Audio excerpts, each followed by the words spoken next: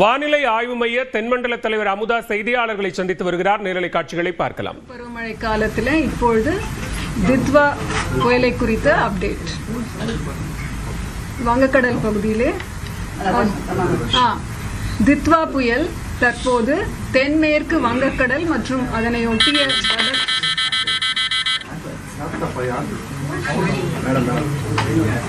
திரும்பவும் சொல்லிடுறேன். தித்வா புயல் தற்போது தென்மேற்கு வங்கக்கடல் மற்றும் அதனை ஒட்டிய வட இலங்கை பகுதிகளில் வேதாரண்யத்திலிருந்து தென்கிழக்கே 110 கிலோமீட்டர் தொலைவிலும், காரைக்காலிலிருந்து தென்கிழக்கே 150 கிலோமீட்டர் தொலைவிலும், புதுவையிலிருந்து தெற்கு தென்கிழக்கே 250 கிலோமீட்டர் தொலைவிலும், சென்னையிலிருந்து தெற்கே 350 கிலோமீட்டர் தொலைவிலும் நிலை கொண்டுள்ளது. இது மேலும் வடக்கு வடமேற்கு திசையில் நகர்ந்து நாளை 30 நவம்பர் அதிகாலை தென்மேற்கு வங்கக்கடல் பகுதிகளில் வட தமிழகம், புதுவை மற்றும் அதனை ஒட்டிய தெற்கு ஆந்திர கடல் பகுதிகளுக்கு அருகே நிலவக்கூடும். தித்வா புயல் வடக்கு வடமேற்கு திசையில் நகரும் பொழுது வட தமிழகம், புதுவை கடலோர பகுதிகளில் இருந்து இன்று நள்ளிரவில் 60 கிலோமீட்டர் தொலைவிலும், நாளை அதிகாலை 30ஆம் தேதி நவம்பர் 50 கிலோமீட்டர் தொலைவிலும், மாலை 25 கிலோமீட்டர் தொலைவிலும் தித்வா புயலின் மையப்பகுதி நிலவும் வாய்ப்பு உள்ளது. இந்த புயலின் காரணமாக தமிழகம், புதுவை மற்றும் காரைக்கால் பகுதிகளுக்கான மழை எச்சரிக்கை என்று பார்த்தால், அதிகனமழை எச்சரிக்கை 5 மாவட்டங்களுக்கு தரப்பட்டுள்ளது. கடலோர மாவட்டங்கள், டெல்டா மாவட்டங்கள், நாகப்பட்டினம், மயிலாடுதுறை மற்றும் கடலூர், விழுப்புரம், செங்கல்பட்டு, காரைக்கால், புதுச்சேரி. ஆரஞ்சு அலர்ட் 13 மாவட்டங்களுக்கு விடப்பட்டுள்ளது. சென்னை, திருவள்ளூர், காஞ்சிபுரம், ராணிப்பேட்டை, திருவண்ணாமலை, கள்ளக்குறிச்சி, சேலம், பெரம்பலூர், அரியலூர், திருச்சிராப்பள்ளி, தஞ்சாவூர், திருவாரூர் மற்றும் புதுக்கோட்டை. தமிழகத்தின் அநேக இடங்களிலே மழை பெய்யும். மிதமான மழை வரை, கனமழை பொறுத்தவரை ஒரு 6 மாவட்டங்களுக்கு எச்சரிக்கை தரப்பட்டுள்ளது. இப்போது 3:30 மணி அளவில் பார்த்தீர்கள் என்றால், காரைக்கால் IMD அப்சர்வேட்டரி காரைக்கால்ல 13 சென்டிமீட்டர் மிக கனமழை பெய்துள்ளது. நாகப்பட்டினத்திலே 11 சென்டிமீட்டர் மழை பதிவாகி இருக்கிறது.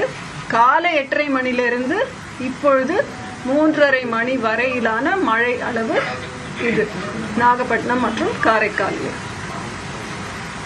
நாளை 2 மாவட்டங்களுக்கு, அதாவது திருவள்ளூர் மற்றும் ராணிப்பேட்டைக்கு அதிகனமழை, கனமழையிலிருந்து மிக கனமழை, ஓரிரு இடங்களில் அதிகனமழை பெய்யும் வாய்ப்பு இந்த 2 மாவட்டங்களிலே இருக்கிறது. அதனாலேயே நிர்வாக அடிப்படையிலே இந்த 2 மாவட்டங்களுக்கும் ரெட் அலர்ட் விடுக்கப்பட்டுள்ளது. ஆரஞ்சு அலர்ட் 9 மாவட்டங்களுக்கு: சென்னை, காஞ்சிபுரம், செங்கல்பட்டு, வேலூர், கிருஷ்ணகிரி, திருப்பத்தூர், திருவண்ணாமலை, விழுப்புரம் மற்றும் தருமபுரி மாவட்டம். 1ஆம் தேதி படிப்படியாக மழை குறைந்துவிடும். அதனால் திருவள்ளூர் மாவட்டத்திற்கு மட்டும் கனமழை எச்சரிக்கை தரப்பட்டுள்ளது. ஏனைய மாவட்டங்களில் லேசானது முதல் மிதமான மழை பெய்யும் வாய்ப்பு இருக்கிறது. தரைக்காற்றை பொறுத்தவரை இந்த கடந்த 2 நாட்களாகவே நமக்கு தரைக்காற்று வீசிக்கொண்டிருக்கிறது. பதிவுகளும் இருக்கின்றன. சென்னை மற்றும் ஏனைய கடலோர மாவட்டங்கள் அனைத்திலுமே தரைக்காற்று 40லிருந்து 60 கிலோமீட்டர் வேகத்திலே பதிவுகள் நமக்கு கிடைத்திருக்கின்றன. இப்பொழுது அடுத்த 2 நாட்களுக்கு கூட 29ஆம் தேதி நவம்பர் டெல்டா மாவட்டங்கள் மற்றும் அதனை ஒட்டிய மாவட்டங்களுக்கு, கடலோர மாவட்டங்களுக்கு, புதுவை மற்றும் காரைக்கால் பகுதிகளுக்கு பலத்த தரைக்காற்று மணிக்கு 70 முதல் 80 கிலோமீட்டர் வேகத்திலும், இடையிடையே 90 கிலோமீட்டர் வேகத்திலும் வீசும் வாய்ப்பு உண்டு. நாளை 30ஆம் தேதி வட தமிழக கடலோர மாவட்டங்களுக்கு மற்றும் புதுவையில் பலத்த தரைக்காற்று மணிக்கு 60 முதல் 70 கிலோமீட்டர் வேகத்திலும் இடையிடையே 80 கிலோமீட்டர் வேகத்திலும் வீசக்கூடும். தென் தமிழக கடலோர மாவட்டங்கள், டெல்டா மாவட்டங்கள் மற்றும் காரைக்கால் பகுதிகளுக்கு தரைக்காற்று 55 முதல் 65 கிலோமீட்டர் வேகத்திலும் இடையிடையே 75 கிலோமீட்டர் வேகத்திலும் வீசக்கூடும். மீனவர்களை பொறுத்தவரை 29, 30 நவம்பர் தேதிகளில் 70 முதல் 80 கிலோமீட்டர் வேகத்திலும் இடையிடையே 90 கிலோமீட்டர் வேகத்திலும் கடலிலே காற்று, சூறைக்காற்று வீசக்கூடும். எந்தெந்த பகுதிகள்னு பார்த்தீங்கன்னா, ஆந்திர கடலோர பகுதிகள், மத்திய மேற்கு வங்கக்கடல் பகுதிகள், தமிழக கடலோர பகுதிகள், மன்னார் வளைகுடா, குமரிக்கடல் பகுதிகள், தென்மேற்கு வங்கக்கடல் பகுதிகள். 29ஆம் தேதி மட்டும் அரபிக்கடலிலே தென்கிழக்கு அரபிக்கடல், கேரள கடலோர பகுதிகள் மற்றும் லட்சத்தீவு பகுதிகள். 30ஆம் தேதி வங்கக்கடல் பகுதிகளுக்கு மட்டும் இந்த சூறைக்காற்று எச்சரிக்கை விடுக்கப்பட்டுள்ளது. 1ஆம் தேதி படிப்படியாக இந்த காற்றின் வேகம் குறைந்து 45 முதல் 55 கிலோமீட்டர் வேகத்திலும் இடையிடையே 65 கிலோமீட்டர் வேகத்திலும் வீசக்கூடும். துறைமுக எச்சரிக்கைன்னு பார்த்தீங்கன்னா, நாகப்பட்டினம் மற்றும் காரைக்காலிலே டேஞ்சர் சிக்னல் 5ஆம் எண் எச்சரிக்கை கொண்டு ஏற்றுவதற்கான எச்சரிக்கை அறிவிப்பு தரப்பட்டுள்ளது. மற்ற துறைமுகங்களான தூத்துக்குடி, பாம்பன், கடலூர், புதுச்சேரி, சென்னையிலே லோக்கல் வார்னிங் 4ஆம் எச்சரிக்கை கொண்டு ஏற்றுவதற்காக அறிவுறுத்தப்பட்டிருக்கிறது.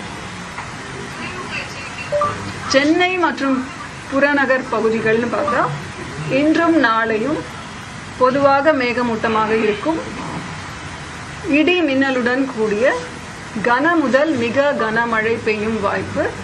ஸ்பெல்ஸ்ல ஒரு 10 நிமிஷம் நல்லா பெய்ஞ்சிட்டு நீ கொஞ்ச நேரம் கழிச்சு அந்த மாதிரி இன்டர்மிட்டன்ட் ஸ்பெல்ஸ்ல உங்களுக்கு கன முதல் மிக கனமழை சென்னையிலே பதிவாகும் வாய்ப்பு இருக்கிறது. இப்பொழுது கடந்த 24 மணி நேரத்திலே தமிழகத்திலே வடகிழக்கு பருவமழை தீவிரமாகவும், குறிப்பாக கடலோர தமிழகத்தில் மிக தீவிரமாகவும் இருந்தது.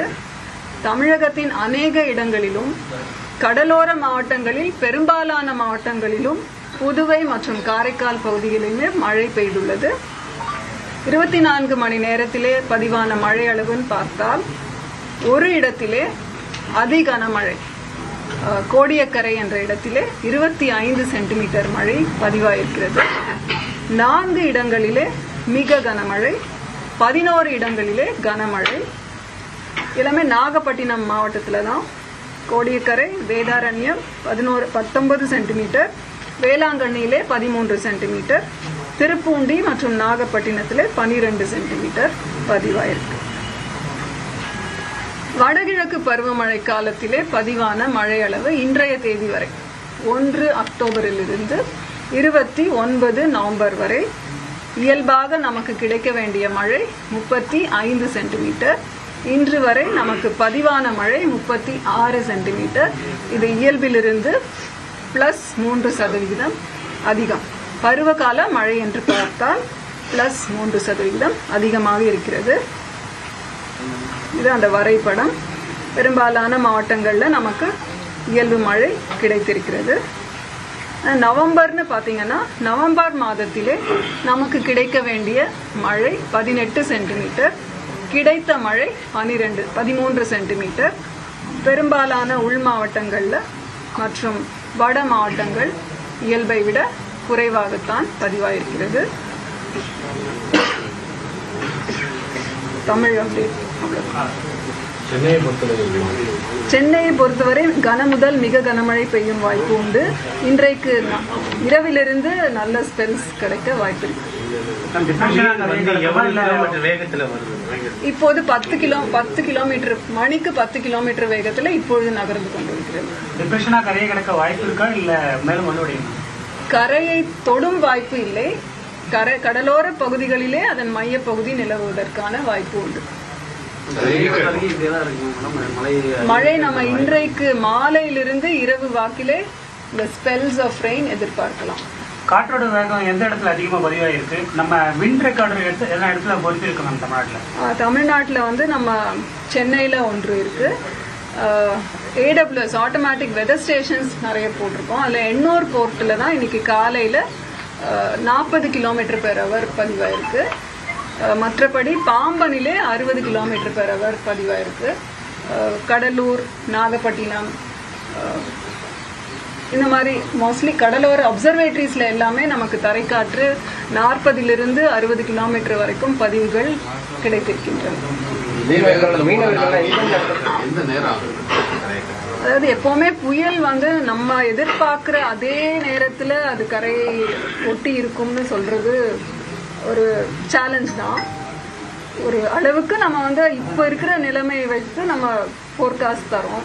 அதனால இன்றைக்குலிருந்து மழை சென்னைக்கு எதிர்பார்க்கிறோம். மற்ற நகர்வு வந்து நாளை மாலையிலிருந்து அது வீக்கன் ஆகிறதுக்கு சான்ஸ் இருக்கு.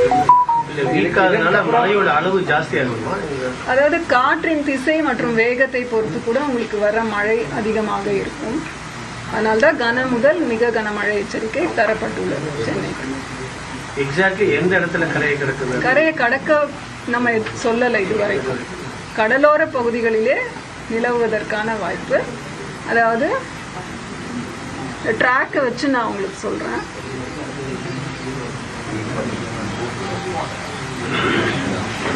இப்ப இது வந்து எப்படி நம்ம இது வந்து கடல் மேல் விண்ட்ஸ், காற்றின் வேகம் மற்றும் திசை எப்படி இருக்கு அப்படின்றதுக்கு நமக்கு இந்த ஸ்கேட்ரோமீட்டர் விண்ட்ஸ் கிடைக்கும். இதுல பாத்தீங்கன்னா வட இலங்கை பகுதிகளிலே தான் அந்த சுழற்சி காணப்படுகிறது. சுழற்சி மாதிரி ஒரு பேட்டர்ன் இருக்கு இல்லையா? ஸோ இந்த சுழற்சி தான் நமக்கு இப்போ தித்வா புயலாக இருக்கிறது.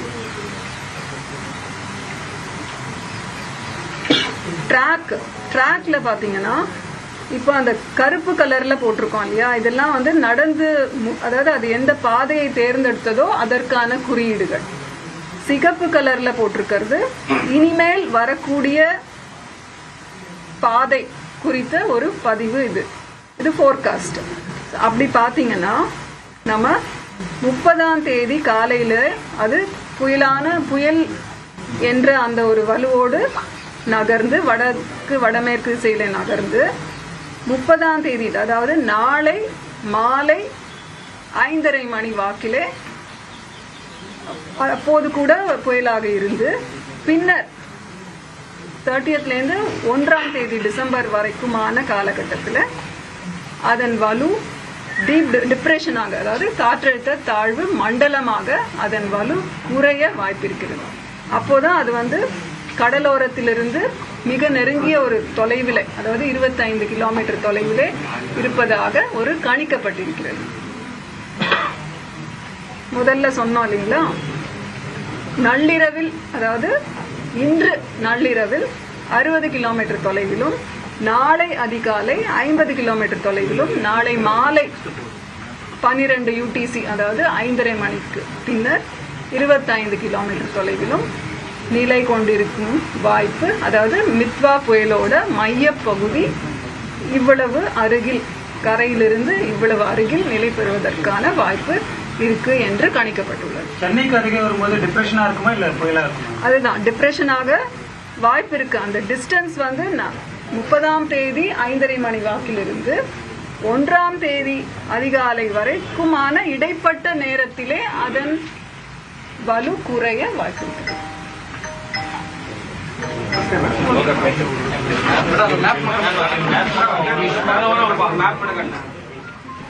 டிட்வா புயல் தொடர்பாக தற்போது வானிலை ஆய்வு மைய தென்மண்டல தலைவர் அமுதா செய்தியாளர்களை சென்று விளக்கிய அந்த காட்சிகளை பார்த்தோம். தற்போது டிட்வா புயலினுடைய அது பயணிக்கும் திசை சென்னையை நெருங்கும் போது அது புயலாகவே நெருங்கும் என்பது உள்ளிட்ட பல்வேறு தகவல்களை பகிர்ந்து கொண்டிருக்கிறார். அதை வரைபட மூலமாகவும் தற்போது அமுதா விளக்கி வரக்கூடிய நேரலை காட்சிகளை பார்த்துக் கொண்டிருக்கிறோம். டிட்வா புயல் தாக்கத்தின் காரணமாக சென்னையில் இன்று மாலை தொடங்கி இரவு முதல் கனமழைக்கு வாய்ப்பிருப்பதாகவும் தெரிவித்திருக்கிறார். அதே நேரத்தில் எந்தெந்த மாவட்டங்களில் கனமழை பெய்யும், இதுவரை பெய்திருக்கக்கூடிய மழை அளவுகள் உள்ளிட்டவற்றையும் அவர் கூறியிருக்கிறார். வட இலங்கை பகுதி அது எப்படி நமக்கு ஆடட் இன்புட் வந்து நமக்கு வர்ற அந்த ஸ்கேட்ரோமீட்டர், கடலின் மேல் எப்படி காற்றின் வேகம் மற்றும் திசை இருக்கிறது என்று தெரிவதற்கான ஒரு அடிஷ்னல் இன்புட் நமக்கு இந்த ஸ்கேட்ரோமீட்டர்ல இருந்து கிடைக்கும். அதுல நமக்கு அந்த வட இலங்கை பகுதிகளிலே நிலவும் காற்றின் வேகம் மற்றும் திசை குறித்த தகவல் நமக்கு கிடைக்கிறது. இந்த மாதிரி நிறைய இன்புட்ஸை வச்சுதான் நம்ம ஒரு டெசிஷனுக்கு வருது.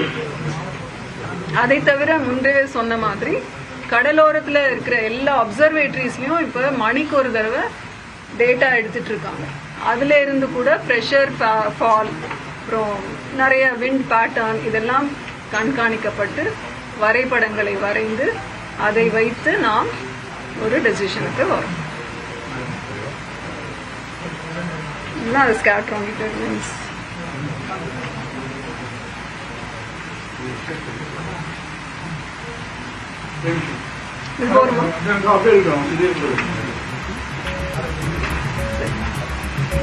இப்போது காலை 8:30 மணியிலிருந்து இப்போது 3:30 மணி வரைக்கும் காரைக்காலில் மிக கனமழையாக 13 சென்டிமீட்டர் பதிவாயிருக்கு. நாகப்பட்டினத்தில் 11 சென்டிமீட்டர் இன்னும் இருக்கு. அப்போ மழை அதிகமாக வாய்ப்பு இருக்கிறது.